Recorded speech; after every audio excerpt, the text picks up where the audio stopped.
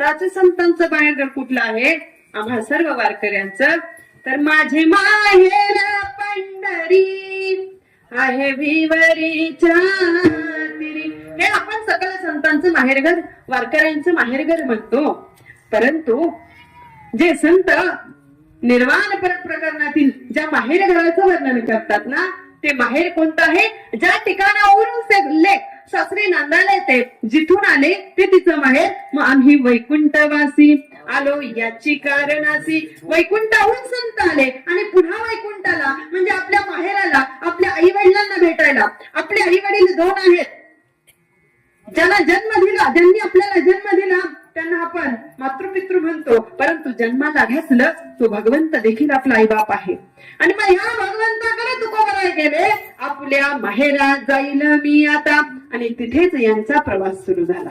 कारण ज्या वेळेस संतांचा मेळा पंढरपूरला चाललाय, संतांचा मेळावा आपल्या माहेराला चाललाय, त्याच वेळेस या आत्म्याचा प्रवास आपल्या माहेराला चाललाय. म्हणजे कुठे?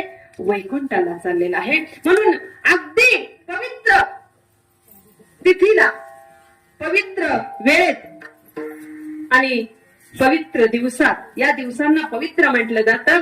कारण विठुरायाचा गजर, संत नामाची कीर्ती, संतांचा मेळा, पांडुरंग परमात्म्याला तीर्थयात्रा करत भेटायला जात आहेत. तिथं पायी तीर्थयात्रा आहे आणि इथे आत्म्याची यात्रा आहे. कुठपर्यंत? या मृत्यू लोकापासून वैकुंठापर्यंत. आणि मग आज खऱ्या अर्थाने आत्म्याचा प्रवास थांबणार आहे.